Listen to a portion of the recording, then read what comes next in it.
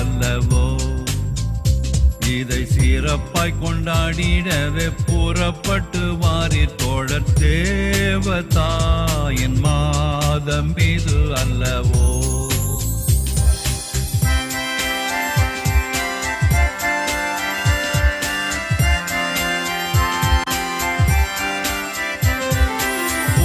உள்ள மானிடர்க்கு தேவதூதன் தந்த அன்னை, புண்ணிய வரங்கள் எல்லாம் கொண்ட அன்னையே. பூவில் உள்ள மானிடர்க்கு தேவதூதன் தந்த அன்னை, புண்ணிய வரங்கள் எல்லாம் கொண்ட அன்னையே. அவளுடன் நாம் எல்லோரும் தேவமாரி பாதம் கூடி, அவளுடன் நாம் எல்லோரும் தேவமாரி பாதம் கூடி, ஆனந்தம் மிகுந்த பல கீதங்களை பாடுவோமே. தேவதாயின் மாதம் இது அல்லவோ. இதை சிறப்பாய் கொண்டாடிடவே புறப்பட்டு வாரீர் தோழர், தேவதாயின் மாதம் இது அல்லவோ.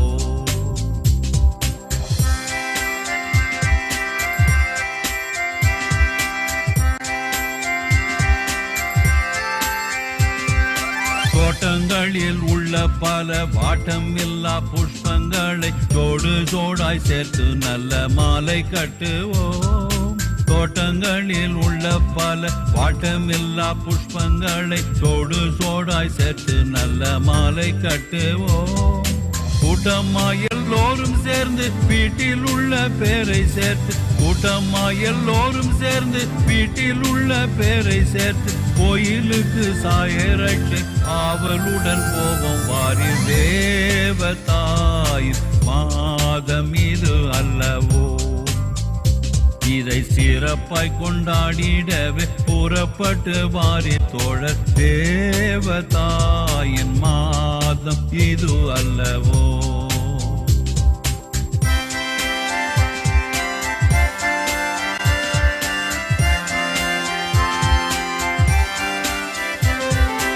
ஒவ்வொரு வீட்டார்கள் எல்லாம் ஒவ்வொரு நாள் சிறப்பிக்க ஒப்பந்தமே செய்தால் ஒரு தப்பு இல்லையே. ஒவ்வொரு வீட்டார்கள் எல்லாம் ஒவ்வொரு நாள் சிறப்பிக்க ஒப்பந்தமே செய்தால் ஒரு தப்பு இல்லையே.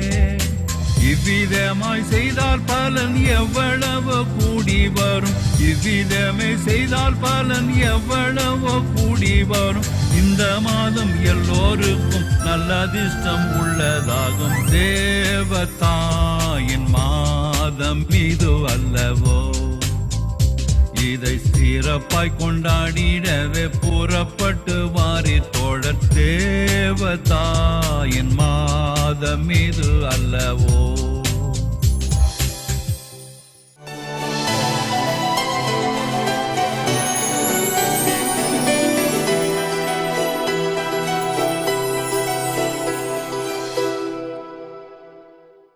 மாதா தொலைக்காட்சியினுடைய அன்பு நேயர்களே அனைவருக்கும் வணக்கம்.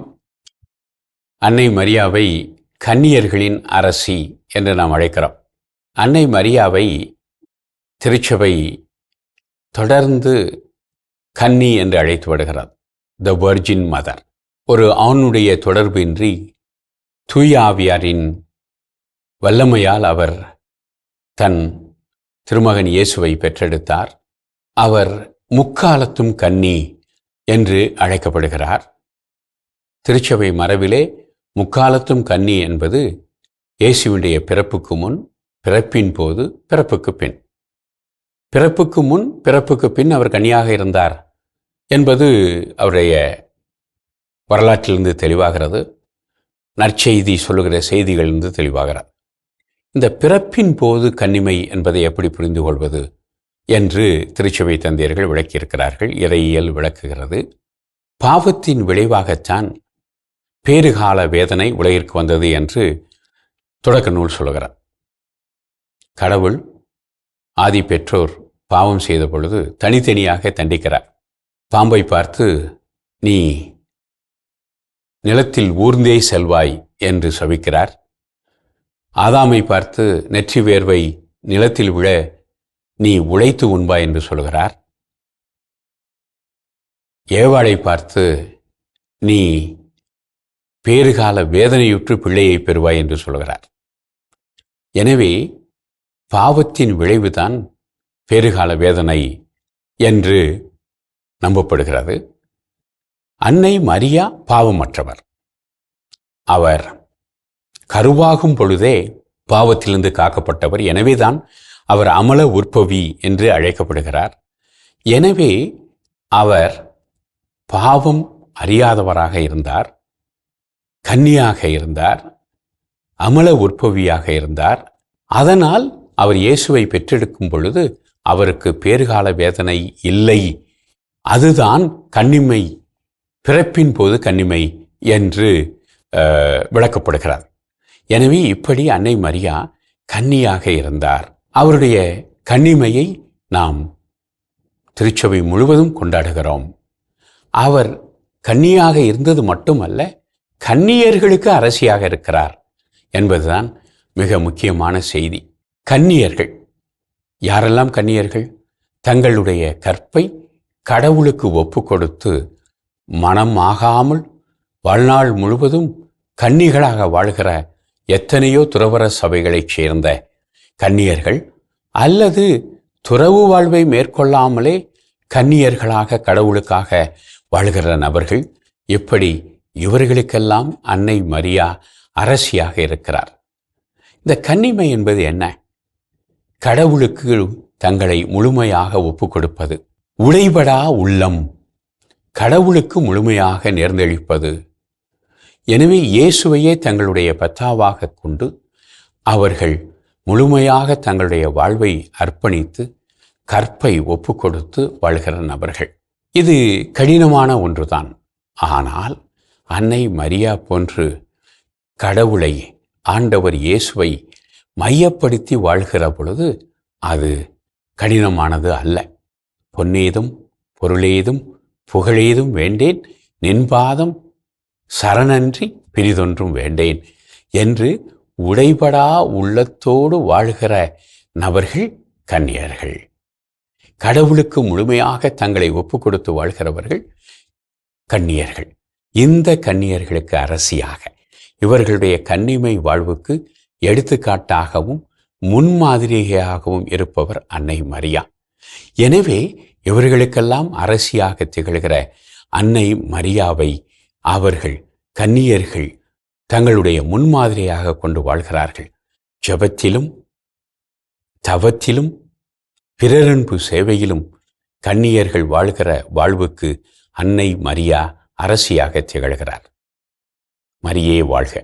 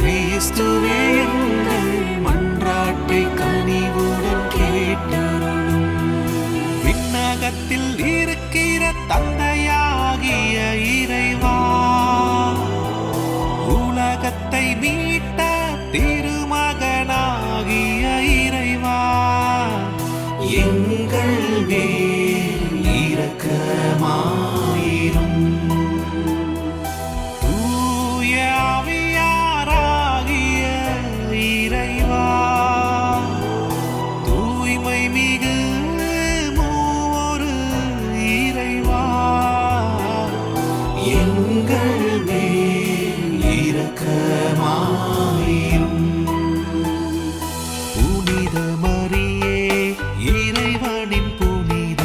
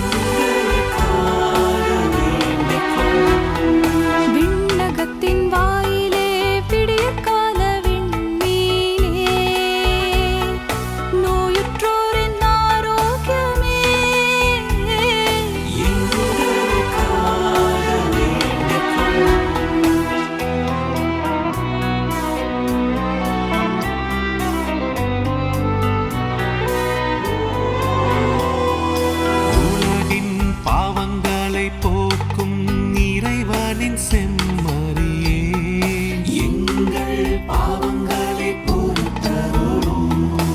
உலகின் பாவங்களை போக்கும் இறைவனின் செம்மறியே, எங்கள் மன்றாட்டை கேட்டருளும். உலகின் பாவங்களை போக்கும் இறைவனின் செம்மறியே, எங்கள் மேல் இரக்கமாயிரும்.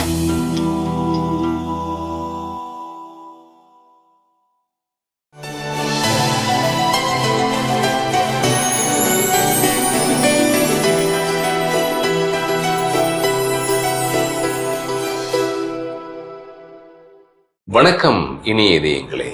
என் வாழ்வில் மரியா என்ற இந்த சிறப்பு பகுதியில் இன்று நாம் சந்திக்க இருப்பது ஐடி துறையில் பணியாற்ற விரும்புகிற மாணவர்களுக்கு பயிற்சியினையும் வேலை வாய்ப்பினையும் பெற்றுத் தருகிற சாஃப்ட்லாஜிக் பிரைவேட் லிமிடெட் நிறுவனத்தின் நிர்வாக இயக்குனரும் நிறுவனருமான திரு அமல்ராஜ் அவர்களை சந்திக்கின்றோம்.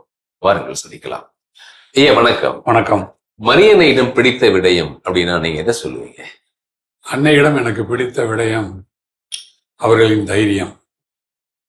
ஒரு தாய் தன் மகன் மிகவும் சிரமமான நிலையில் சிலையை சுமந்து கொண்டு செல்லும் போது கூட அதை மனதில் இருத்தி இது கடவுளின் திட்டம் என்பதையும் உணர்ந்து அவர்கள் பின்னாலே அவர் சுமந்த வேதனையை விட இவர்கள் சுமந்த வேதனை அதிகம். அது போன்ற அந்த தாயின் தைரியம் எனக்கு மிகவும் பிடிக்கும்.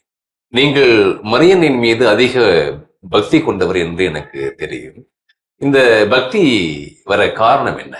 நான் உண்மையில் எனது இளம் வயதில் நான் அன்னையின் பக்தனாக இல்லை. நானே சோதித்து பார்த்துத்தான் பக்தனாக மாறினேன். எனது முதல் அனுபவம் நான் இளம் வயதில் படித்துக் கொண்டிருந்த பொழுது திருவாடானை என்ற ஊரில், ஓரிக்கோட்டை என்பது என் ஊர், அங்கிருந்து திருவாடானையில் 9வது படித்தேன். நடந்து சென்று நடந்து வர வேண்டும். ஒவ்வொரு நாளும் நான் நடந்து செல்லும் பொழுது விவசாயத்தை நம்பி இருக்கக்கூடிய ஒரு பூமி, நீர் வளமின்றி வானம் பார்த்த பூமி என்று சொல்லுவார்கள். அங்கு பயிர் முளைக்கும், எல்லாம் இருக்கும், விளைந்தால் நன்றாகவும் விளையும், மழை இல்லை என்றால் போய்விடும். அது போன்ற சூழ்நிலையில் பெண்கள் கூடி களை எடுத்துக் கொண்டிருப்பார்கள். அப்படி ஒரு நாள் களை எடுத்துக் கொண்டிருந்த பொழுது எனக்கு ஒரு குரல் அங்கிருந்து கேட்டது. குறிப்பாக அந்த குரல், மாதா கொடி ஏறினால் மழை பெய்யும், அடுத்த வாரம் கொடி ஏறுகிறது, கண்டிப்பாக மழை பெய்யும் என்று ஒரு பெண் சொல்ல அதை எல்லோரும் கேட்டுக்கொண்டிருந்தார்கள். அது எனக்காக சொல்லப்பட்டது போன்று என் காதில் அரைந்தது போன்று இருந்தது. அதனை கேட்டுக்கொண்டு அப்படியே பள்ளிக்கு சென்று விட்டேன். மீண்டும் வரும்பொழுது அந்த இடத்தில் நின்று ஒரு நிமிடம் சிந்தித்து பார்த்தேன். மாதா கொடி ஏறுவதற்கும் மழை பெய்வதற்கும் என்ன சம்பந்தம்? இது மூடத்தனமான ஒரு எண்ணம். அவர்கள் ஏதோ ஒரு நம்பிக்கையில் சொன்னார்களே ஒழிய அது நடைபெறாது என்று நினைத்து கொண்டு அதிலேயே நான் ஊன்றி போய் இதை எப்படியாவது சோதித்து பார்க்க வேண்டும் என்று நினைத்தேன். 2 நாட்கள் கழித்து அந்த கொடியேற்ற நாளும் வந்தது. அன்று என் மனதிற்குள் ஒரு பெரிய போராட்டம். இன்று மழை பெய்யுமா பெய்யாதா என்று பார்த்துவிட வேண்டும் என்று நினைத்தேன். வேகமாக பள்ளியிலிருந்து வந்து புத்தக பையை வீட்டில் எரிந்துவிட்டு ஆலயத்திற்கு விரைந்தேன். அங்கு ஒரு சிறிய கோயில், முன்பாக ஒரு வெராண்டா இருக்கும், அதில் 4 தூண்கள் இருக்கும். ஒரு தூணை பிடித்து கொண்டு சுற்றி சுற்றி வந்து வெளியே வந்து வானத்தை பார்ப்பேன். அன்று காலையிலிருந்து நான் பார்க்கும் அந்த நேரம் வரை எந்த மேகமும் இல்லை. நல்ல வெயில் அடித்துக் கொண்டிருந்தது. நான் நினைத்ததுதான் நடக்கும் என்ற ஒரு நம்பிக்கையோடு, அவர்கள் நினைத்தது மூடத்தனம் என்றதை நிரூபிக்க வேண்டிய ஒரு சூழ்நிலையில் நான் அன்றைய நாளை கடத்தி கொண்டிருந்தேன். கொடியேற்றுவதற்கான எல்லா வேலைகளையும் மக்கள் பார்த்து கொண்டிருந்தார்கள். இந்த நேரங்களில் ஒவ்வொரு 2 நிமிடமும் நான் வெளியே வந்து வானத்தை பார்ப்பதும் மீண்டும் கோயிலுக்குள் போவதும், அங்கே என்ன நடக்கிறது, வானத்தில் என்ன நடக்கிறது என்பதை சோதிப்பவனாகவே இருந்தேன். கடைசியில் சாமியார் ஜெபம் முடிந்து கொடியை மந்திரித்தார். பெரியவர்கள் எல்லோரும் வந்து கொடிமரத்தை ஏற்றும் வேலையில் இருந்தார்கள். படக்கயிறு என்று சொல்லுவோம், அதுபோன்ற பெரிய கயிறுகள் வைத்து அதை 4 பக்கமும் இழுத்து அதை நிறுத்துவார்கள். அதை நிறுத்தும் பொழுது நான் வானத்தை பார்த்தேன். என்னை என்னால் நம்ப முடியவில்லை. அதுவரையிலும் தெளிவாக இருந்த வானத்தில் 4 மூலையிலும் இருந்து 4 திசைகளிலும் இருந்து மேகங்கள் அப்படியே இறங்கி வருவதை கண்டேன். கண்குத்தியது போன்று அப்படியே நான் பார்த்து கொண்டிருந்தேன். தூறலாக வந்து கனமழையாக திடீரென மழை பிடித்து கொண்டது. இப்பொழுது சாமியார் எடுத்து வந்த கொடியை கொடிமர கயிறில் கட்ட முடியவில்லை. அதற்கு கொடை பிடித்தார்கள். அதை கட்டிக்கொண்டு மீண்டும் மேலே ஏற்றினார்கள். மக்கள் யாரும் கொடி ஏறுவதை கூட சரியாக பார்க்க முடியவில்லை. அந்த அளவிற்கு கனமழை பெய்ந்தது. நான் மட்டும் அந்த மழையிலும் மழையை பார்த்து கொண்டே இருந்தேன். எனக்கு அவமானமும் மனதிற்கு மிகவும் கஷ்டமாக இருந்தது. தலையை குனிந்து கொண்டு வீட்டில் வந்து உறங்கிவிட்டேன். காலையில் எழுந்து பள்ளிக்கு போனேன். போகும்போது அந்த இடத்துல நின்று கொஞ்ச நேரம் பார்த்தேன். நேற்று வரையிலையும்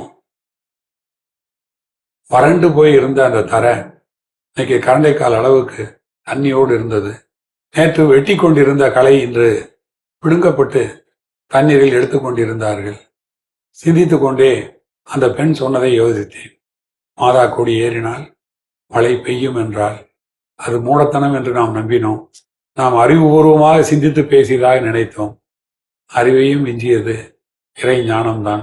அந்த பெண்ணுக்கு இருந்த ஞானம் எனக்கு அன்றுதான் வரத் தொடங்கியது. அன்றிலிருந்து மாதாவின் பிள்ளையாக நான் மாறினேன். அதற்கு பிறகு பல அனுபவங்களை நான் பெற்றிருக்கின்றேன். ரொம்ப அழகாவே பகிர்ந்துக்கிட்டீங்க. நீங்க மரியன்னையின் மிக சிறந்த பக்தர். நமது இனிய இதயங்களுக்கு சொல்ல வேண்டிய செய்தி என்ன? சொந்த அம்மாவுக்கிட்ட நீங்க என்ன கேட்குறீங்களோ அதை எல்லாத்தையும் நீங்க அன்னை மரியாவிட்ட கேட்கலாம். தான் மகனுக்கு அவங்க செய்ததை விட அந்த மகன் இதோ உன் பிள்ளை என்று அன்னையிடம் காட்டி சென்ற நமக்குத்தான் அன்னை அனைத்தையும் செய்கிறார். நீங்கள் எவ்வளவு தைரியமாக அன்னையிடம் கேட்க முடியுமோ அனைத்தையும் கேளுங்கள். நல்லதாக இருந்தால் நிச்சயமாக அன்னை கொடுப்பார். கெட்டதாக இருந்தால் அதை நிறுத்தி கொள்வார். தொடர்ந்து அன்னையிடம் எனக்கு ஏற்பட்ட அனுபவம் உங்களுக்கும் கிடைக்க வேண்டும் என்று நான் விரும்புகிறேன், வாழ்த்துகிறேன். மரியே வாழ்க. நன்றிங்க ஐயா. உங்களை சந்திச்சதுல மிகுந்த நன்றி. மாதா தொலைக்காட்சியுடைய வாழ்த்துக்கள், ஜெபங்கள். நீங்கள் இன்னும் நிறைய பேருக்கு வேலை வாய்ப்பை ஏற்படுத்தி தரணும் அப்படின்னு சொல்லி நாங்கள் வாழ்த்துறோம். நன்றி, வணக்கம். நன்றி. இனிய இதயங்களே, என் வாழ்வில் மரியா என்ற இந்த சிறப்பு பகுதியில் இன்று நாம் சாஃப்ட் லாஜிக் நிறுவனத்தின் நிறுவனரும் நிர்வாக இயக்குனருமான திரு அமல்ராஜ் அவர்களை சந்தித்தோம். அவரது அனுபவங்கள் நமக்கு மிகப்பெரிய ஒரு உந்து சக்தியாகவே அமைந்திருக்கும் என்று நான் நம்புகின்றேன். மீண்டும் நாளை மற்றும் ஒரு மரியன்னை பக்தரை சந்தித்து அவரது அனுபவங்களை நாம் கேட்டு தெரிந்து கொள்வோம். அதுவரை நன்றி, வணக்கம். ஆண்டவர் இயேசுவுக்கே புகழ். மரியே வாழ்க.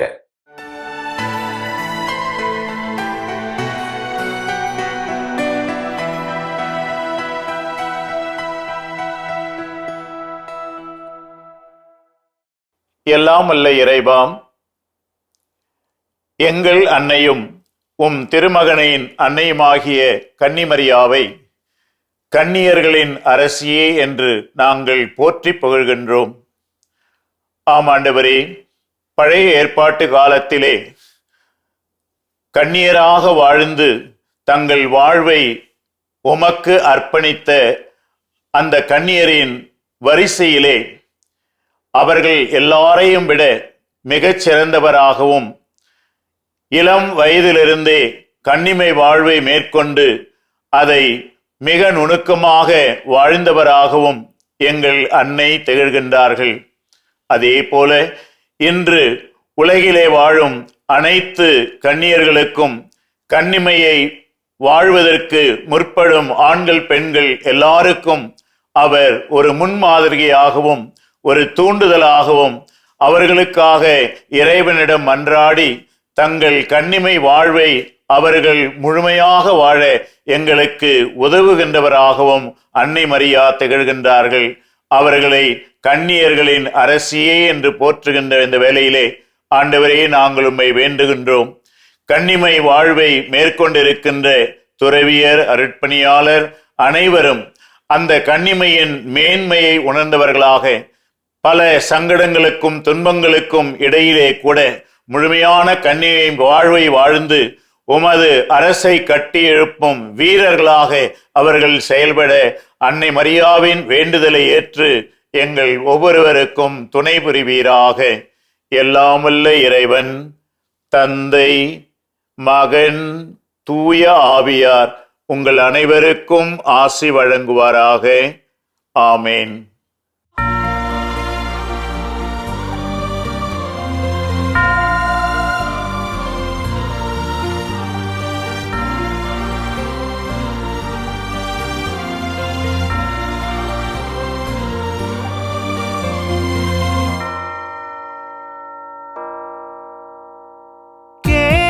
கேளம்மா என் தாயே, மாசில்லாத கன்னிகையே, அறியா பிழையை கருணையோடு மன்னித்து அருள்வாய் தயாபரி. கேளம்மா என் தாயே, மாசில்லாத கன்னிகையே, அறியா பிழையை கருணையோடு மன்னித்து அருள்வாய் தயாபரி.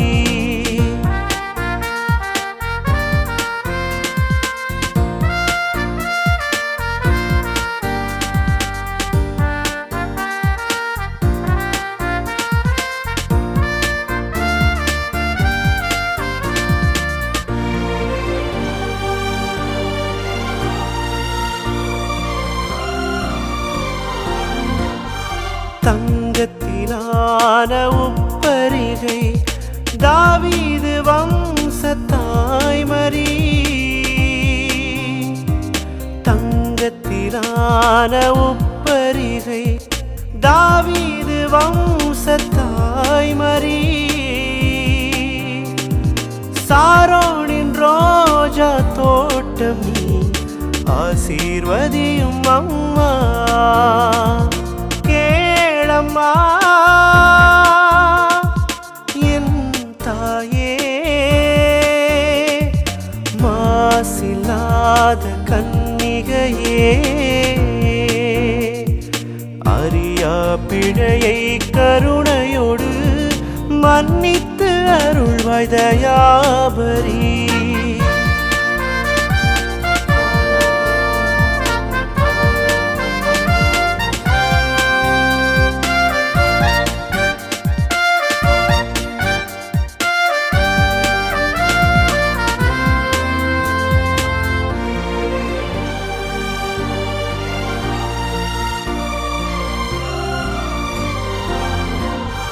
தேவனின் தாயும் நீ, ஜீவனின் ராணி நீ, தேவனின் தாயும் நீ, ஜீவனின் ராணி நீ, தாயான கன்னி மாமரி ஆசீர்வதியும் அம்மா. கேளம்மா என் தாயே, மாசில்லாத கன்னிகையே, அறியா பிழையை கருணையோடு மன்னித்து அருள்வாய் தயாபரி. கேளம்மா என் தாயே, மாசில்லாத கன்னிகையே, அறியா பிழையை கருணையோடு மன்னித்து அருள்வாய் தயாபரி.